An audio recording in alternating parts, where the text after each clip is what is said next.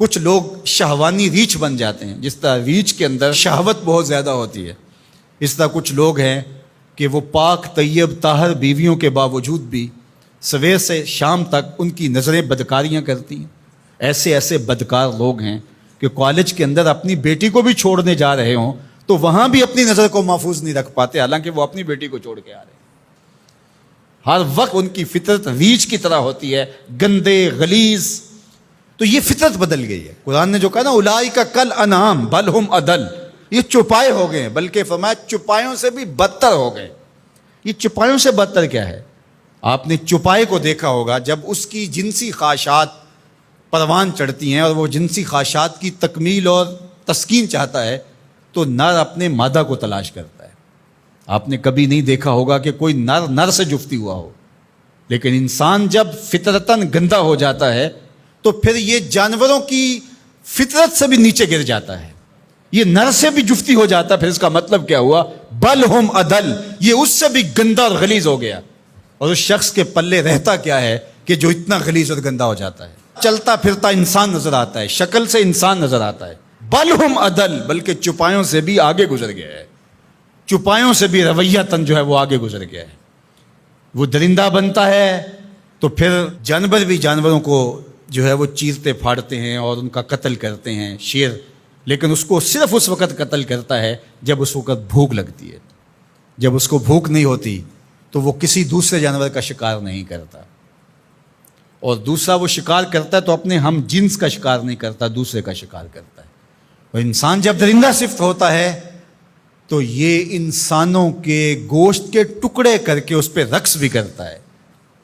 آپ تاریخ کی کہانی، اس نے اپنے سکے بھائیوں کو قتل کیا ہے، اس نے اپنی بیوی کو قتل کیا۔ یہ پچھلے دنوں کے اندر ایک خاتون کی کہانی پڑھی تھی، اس نے اپنے شوہر کو قتل کر کے ہنڈیا میں پکایا۔ تو پھر بل ہم اضل ہے نا، یہ چوپایوں سے بھی بدتر ہو جاتا ہے۔ درندہ ہوتا ہے، درندگی میں یہ چوپایوں سے بھی بدتر ہو جاتا ہے۔ یہ ماضی کے اندر جہاد کے نام سے جو کچھ ہوا، انسانوں قبروں سے نکال کر کے ان کی لاشوں کو چوراہوں پہ لٹکایا گیا۔ تو انسان جب درندہ بنتا ہے تو پھر کہاں سے کہاں چلا جاتا ہے، چاہے وہ شہوانی ریچھ بن جائے، چاہے وہ بھونکنے والا کتا بن جائے، پھر اس کی گندی زبان سے کوئی بھی محفوظ نہیں ہوتا۔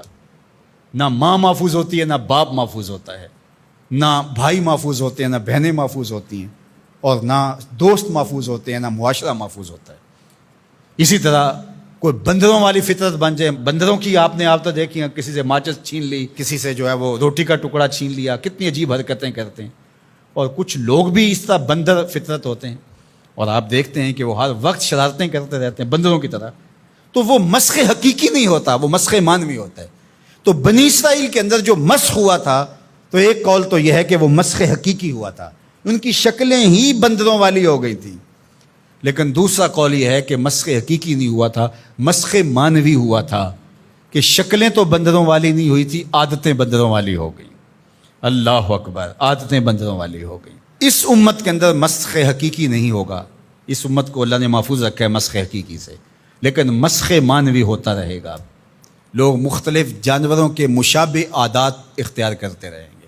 اور آج ہم اپنے معاشرے کے اندر دیکھیں تو کوئی کتا صفت ہے، کوئی بندر صفت ہے، کوئی ریچھ اور کچھ درندے کی عادات کو اپنے اندر اتارا ہے۔ درندگی، سفاکیت، یہ ساری انسانوں کے اندر اتر آئی ہیں، تو پھر وہ انسان نہیں رہتے۔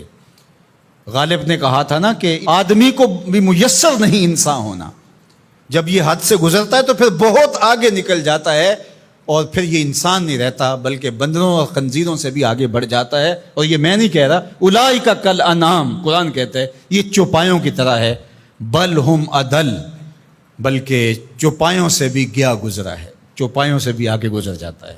یہ تجاوز جب کرتا ہے تو اس کے پلے کچھ نہیں رہتا۔ تو انسان کی جو قدر و قیمت ہے وہ تو اس کے اس عقل و شعور، فہم، ادراک، اخلاقیات سے ہے، اور اگر اس کے پاس یہ کچھ نہیں رہا تو یہ شکل تو ابو لہب کے پاس بھی تھی، یہ تو ابو جہل کے پاس بھی تھی۔ تو اس لیے قرآن مجید کے ان احکام کا اور ان واقعات کا انطباق کرے اپنے اوپر کہ ہم اس میں سے کس عذاب میں، کس مصیبت کے اندر مبتلا ہیں اور ہو سکتے ہیں، اور اس سے بچنے کی صورتیں کیا ہیں۔ آج ہم اپنی خواہشات کے غلام بن جائیں اور شرعی تعلیمات کو، نبوی منہج کو، طریق کو چھوڑ دیں گے تو پھر ہم بھی بندروں اور جانوروں سے مختلف نہیں ہوں گے۔ تو اللہ تعالی ہمیں اچھا صالح پاکیزہ انسان بنائے.